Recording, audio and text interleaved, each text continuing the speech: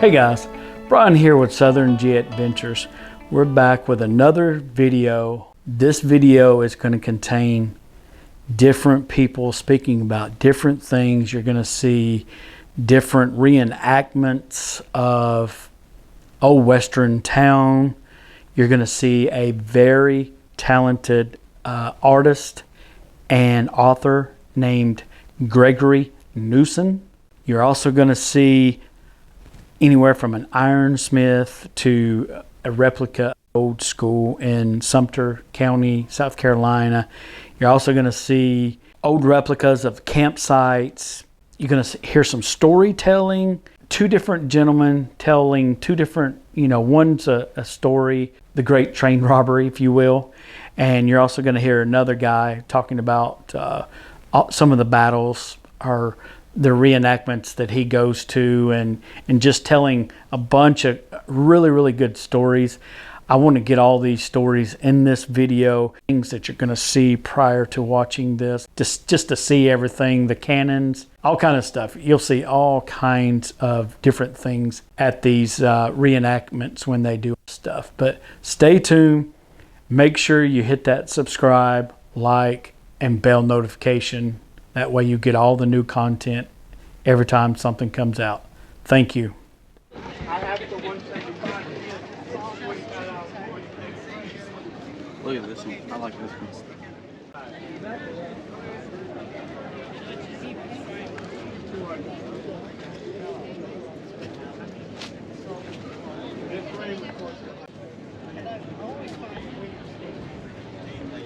See what he said over here? Oh, wonderful.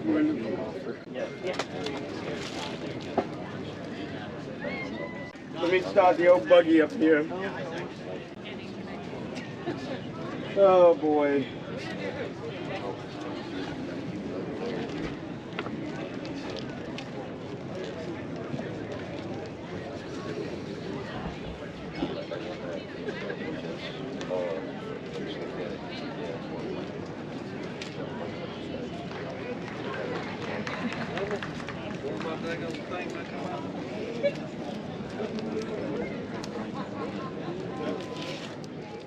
Out there was the president. He's helping Chuck, man. He won't be a proxy this week. But he said he'd tell you more people to get it aired out. I said, well, I'll do my part on that. So South Carolina's already down. They downloaded on it. They ready for it. And now we are.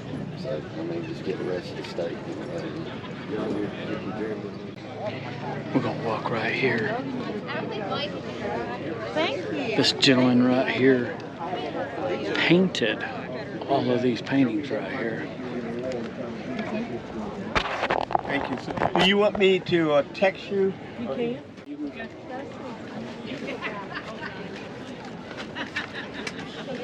Let's print it so I can read it. Thank you so much.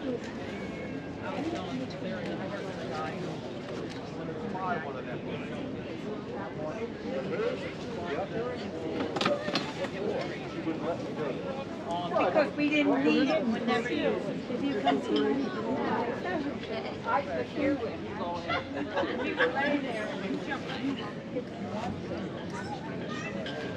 Thank you so much. Yes. Let me give you a brochure. Okay. Give you a drive. Yes, thank you. And this is my real. You mind if I get your name, sir? Yes, Gregory Newson.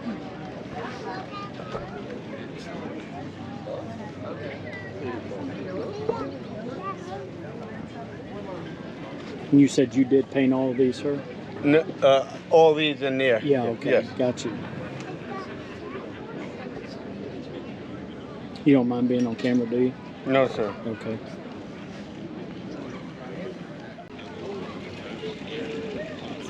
Very nice, sir. Thank you. Thank you. We're gonna walk down here real quick. Guy can paint. We're gonna walk down here and look at some of this stuff.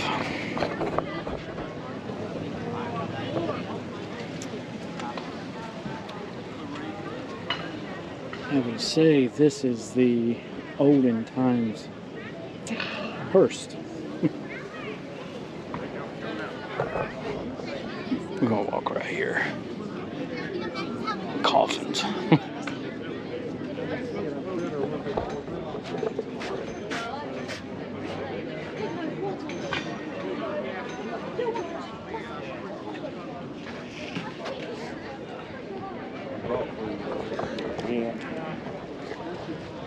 I joke that, yeah, thanks to Mary and my dad, she ruined our life together. We had, we get, maybe, How you doing, sir? we see each other a lot in terms of being able to interact with them. We get 1 or 2 hours a month of that. For example, because,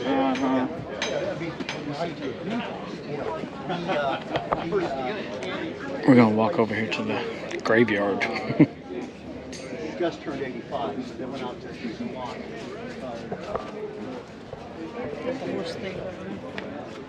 The horse thief. Yeah. Big nose Kate. Dad's my big sister.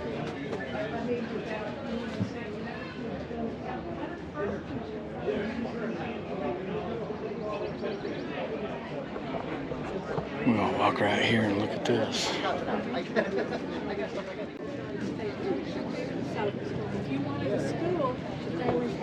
This is the old school.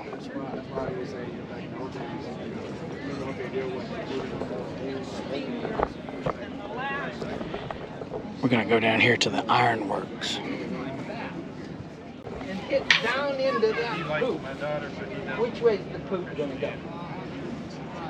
No! One way, it's gonna go sideways and hit right down in the middle. So what I'll do is I'll take my cow poop out and I'll take my fat and I'll hit it. And now it isn't spreading this way, it's spreading that way. And so it gets a little rougher, but it's faster. And if I really wanted to do it, I'd take on the horn and hit it, but it's getting too cold. That's on the internet. Some of you people that hang out on the internet. YouTube, Mark Asprey, this friend of mine from California, he tells us. Looks like he's using the turbo to fan his flames. So I can also to increase the flat earth theory here is to tilt my hammer. I can tilt my hammer left.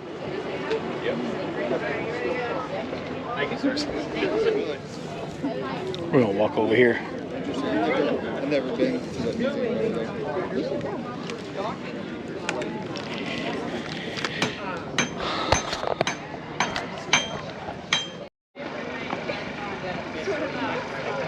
Church. Walk right here. I got the quilts. Okay, well, the shirt, maybe you wore it when you were little, and then he wears it, and somebody else wears it. Pretty soon it's run out and you can't patch it anymore.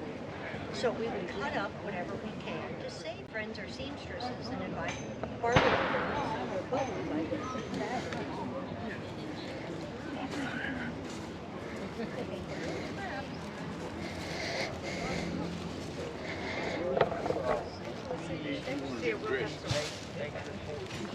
Ladies, have a wonderful day.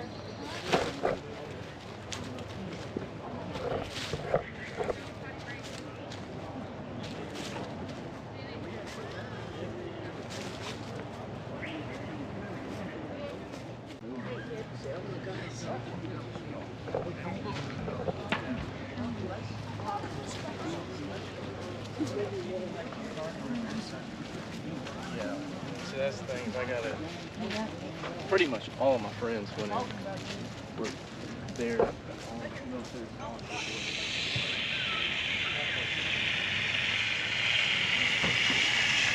Day 17.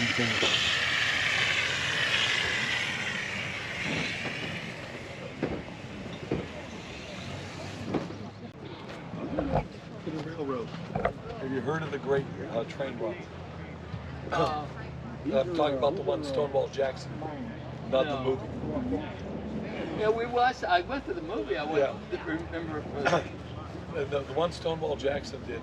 Beginning of the war, Jackson goes up to Harper's Ferry.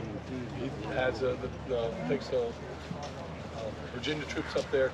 They take over Harper's Ferry, which was an armory, and there's the Baltimore, Ohio Railroad goes right through there. Yeah, I've been to Harper's Ferry, and the railroad tracks are right there. In fact, it's amazing. Right through it. So Jackson tells hey, your trains are keeping my troops awake at night. You can only go through during the daytime. And then it's interfering with some of our drill, and so he kept closing the window of time shorter and shorter until finally there was only a 2-hour window when trains could go through.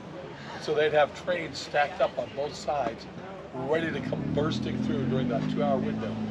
After doing that for about 2 weeks, he cut the rails on either end. As soon as he got in there, captured over 20 trains and all their rolling stock, and took all of the locomotives and the rolling stock down to Winchester, put it on the Confederate system, and they were then used for the rest of the war as part of the Confederate rail system. So when you say a train robbery, they literally took the train, stole the train. That's a pretty cool story.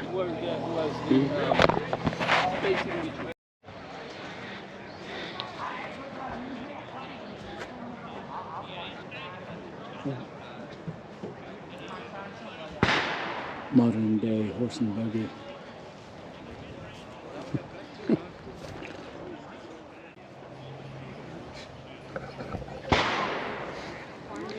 They're firing some cannons.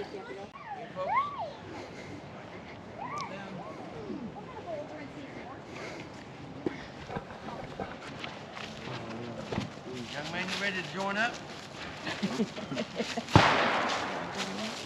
Let you out. Get $11 a month and get away from mama. I'll sign him up right now. 13th North Carolina, we're out of the Southern area, most of us. You guys have any questions? Take pictures, do whatever you need to do. You want to see our flag?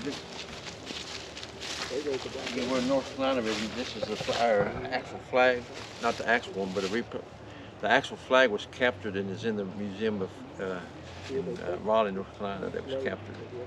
It's got all our major battles in it. We were part of Robert E. Lee's Army of Northern Virginia. Gravy this morning. Oh, you actually cook? Oh, yeah. Who you think? I don't have no mom out here cooking me, young man. There you go. Show you, man.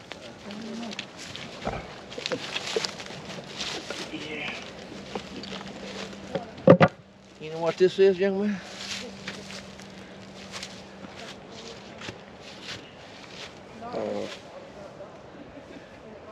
Say something smart now. It's not that stuff you put up your nose. That's exactly what I was thinking. Well, I've had a lot of guys say, "Is that what I think it is?" What do you think it is? Well, I don't know if I should say that. I had a guy going for 2 hours, thought that's what it was. I mean, he was sure. He said, "I can't believe you got that out here. You got all these people around and you bring this in." Perfect place to hide it, right? But no, that's Powdered sugars? flour. Flour. Yeah, I take my little skillet here. Because again, we got to carry everything. These big tents you see, that would be for winter time. Because we're on the march. We got to carry everything we have. One guy would carry half of this, I'd carry the other half. We'd get us something from the woods to make a little tent if we wanted to. Otherwise, we'd just sleep on the ground. Right. One of these would wrap up in a single blanket, put it on your back. One guy would carry the little skillet, one guy might carry a coffee pot, and that's about all. But this one, you know, they think cast iron, but she probably knows cast iron is really heavy. Yeah. See how light that is.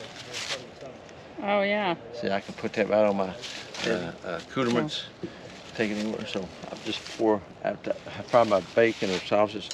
I can't even afford bacon. I'd have to get somebody else to fry their bacon and they give me the grease. I have the grease in here and get it hot. Pour my flour in here, stir it up, put water, put coffee in it, makes my gravy. Yeah. Red eye gravy. So I can fry, somebody give me an apple, I can fry, you know, potato, onion. I like to mix all three of them together so we get all three different flavors.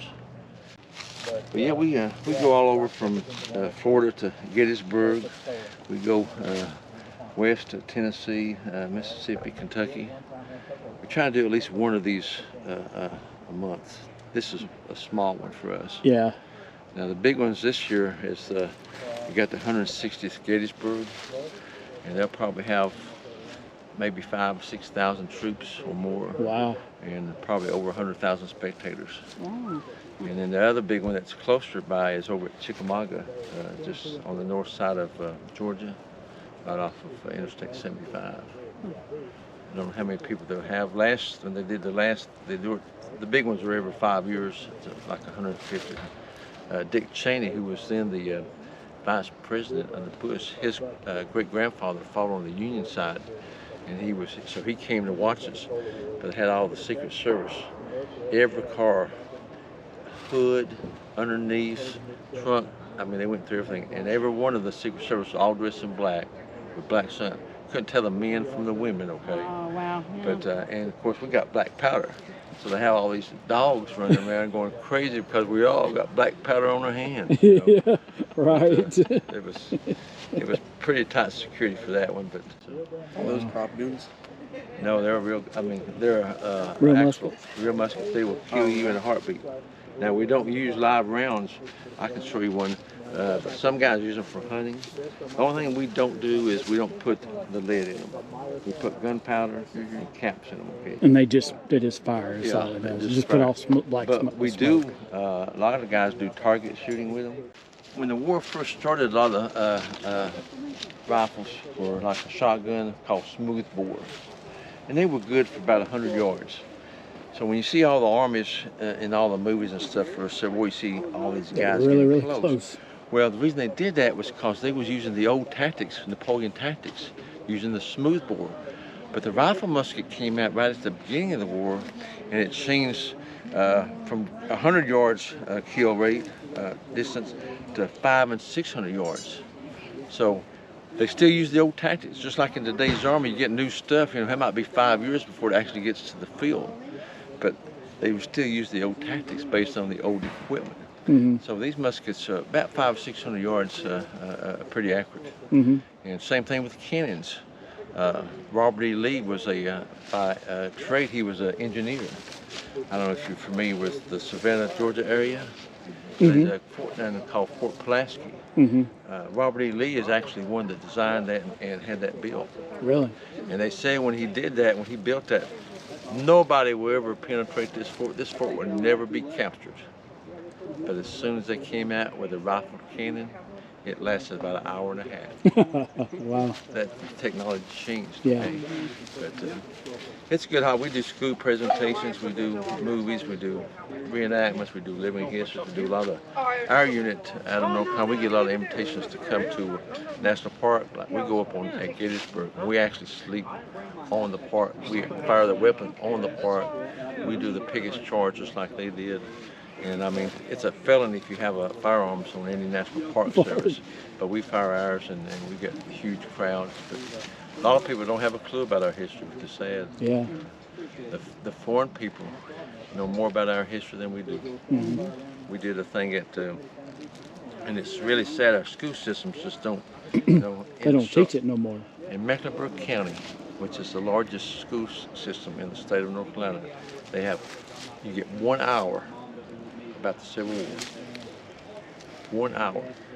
But we was doing a thing up at the Museum of the Confederacy in Richmond, Virginia. There's a lot of medical stuff around that museum. They want the museum out of there because they don't bring the big bucks in. So they have a lot of foreign people come there to train. And I mean, we had 150 women. All I could see was their eyes, all dressed because they were from Egypt. But they knew more about they didn't only know the battle, they knew who the 3rd and 4th and 5th in command was. They knew the flank movements. You know, they study that stuff overseas, unlike our folks, which is really sort of sad. Yeah. That's what we try to do is educate people. We get a lot of young people come in and love it. And, you know, some move on, some stay with us. We've got 2 guys that got their PhDs doing this with us from about age 11, 12. Wow. They can't carry a musket until they're 16, but we have what we call the signal corps, because in the war they didn't have all the stuff that you guys have today, the electronics. So to communicate, you had a signal, a group of flags, and you could communicate from this hill to that hill. It was all rudimentary, basic stuff, but you still could understand it. Of course, now when the battle starts and all the smoke from all the cannons and all the muskets, it's hard to see sometimes. And the runners would get lost or get killed, and it was just another way to try to communicate. So anybody under 16, that's what they do. You want to see if you can carry one of these muskets, young man? All right. Take that thing up. I'd have to carry that all day long. Huh? Hold it with 2 hands, please. You want me to aim it? You can aim it in the woods. Yeah. Aim it, although I know it's clean, because we have to clean them after every battle for safety. Let me show you a couple of these now, okay? I'm 70-year-old, okay? I can sit here and hold this musket like this all day long. Never get tired, because I got all my weights on this into my body. That's why there. If you put it way out here, then it gets really heavy, okay? Same thing picking this up. If you pick it up here, you can't control it. If you pick it down here, you can move this thing as easy as pie. But this is a 1853 British Enfield. You can see the crown. It's an exact replica. Since it's 58 caliber. And how you shoot the thing is real. You know, we get the powder. What they would have done. Let me take this. You think they use this bayonet very much to kill people? That's what it was designed for, right? To kill people? Stab. To stab you, okay. The problem was when you got that close with a bunch of guys, and I stab you, and what these 2 guys are going to do to me? Stab you. So they would actually use these things as a club rather than a bayonet. Swing them around like that, okay? But it was designed to kill. If you look at the blade itself, see the indentions? That's to have the blood to flow out quicker, so you bleed out quicker, okay? But again, less than 1% of all the injuries or death was from the bayonet. But it had a very useful purpose, several purposes. It's dark out here. You guys don't have a candle holder. Most of us can't read or write. If I had a candle, I set it right there and it becomes a candle holder so I can see. If I lost my plate, didn't have nothing to eat on, put my piece of meat here, put it over the fire, cook it, ate it. You ever have to wash dishes for your mama? Sometimes. You know how I wash my dishes? You did? I'm done. All of this, see how easy this is? If you go to museums, you'll see some of these where the ends bent. You got to understand that war, and war should never happen. People should talk and not have war, okay? But if you see some of these in a museum and it's bent, they didn't know a thing about disease. Disease killed more soldiers than any battles did, okay? But they knew the bodies stunk. You know, imagine being out here for 4 or 5 days in July in the hot sun and your body's decaying. So they didn't want to touch them, so they would take a bayonet or 2, bend the end of them, hook them onto the musket, hook that hook into the rib cage of the fallen soldier, and drag him to a shallow grave. Wow. So if you see those in the museum, that's what That's what they did that for. Yeah. So just put the powder in. This is ramrod, draw rammer, and just charge it. Now you gotta remember, in this army, it's not like today's army. Everybody knows everybody. Like in the 13th, we were all from within 3 miles of each other. It was family and neighbors. Not like today, you know, you might have a guy from Alabama and you might have a guy from Florida. It wasn't like it. So we all knew each other, okay? So you're trying to fight a battle, and these guys beside you, your kinfolk, your neighbors, they're all getting killed, okay? Your mind goes crazy. They found these muskets on battlefields that have 13 or 14 balls in them, because the guy's mind just, all he was doing was when he was just loading. But after you do that, if you get the bullet in, rammed in, you take a little, like a cap pistol, put it on what we call a nipple. That gives the ignition for the gunpowder, and it fires off. But That's why when you see today, you'll see, you know, we'll start out, this is what we call shoulder arms, and there's different movements that you carry this, because you carry in one position all day. You can see how heavy it is there. Yeah. So you got to move the position, you know, you move it to the left side, to the right side, stuff like that. So, and that's what most of these guys did all the time, was drill. We do it on the weekends. Those guys would drill, you know, almost every day. So you ready to join up? How old are you? 13. 13? Hey. We got some young guys here. We had a lot of young guys come in. You could work with the medical department. I'm serious. It's a lot of fun. We've had a lot of young guys come and go and become very successful. Yeah, if you're interested, I'll be glad to give you a card or something. You guys are interested? Hold on just a second. Yeah, if you ever get interested or something, just send me a text or email or something. We have loaner gear that we dress the guys out that don't have uniforms and stuff, just to see if you like it. Okay? And some guys do, some guys don't like it. It's just your personal preference.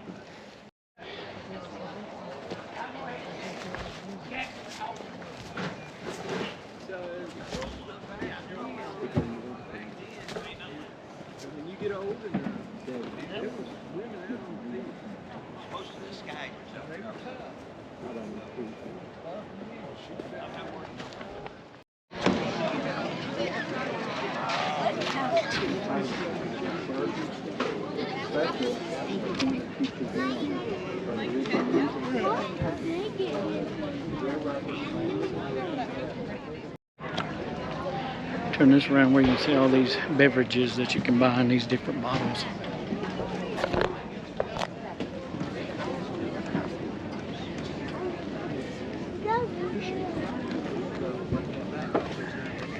Okay, there you go. $2. Oh, no, you just want that.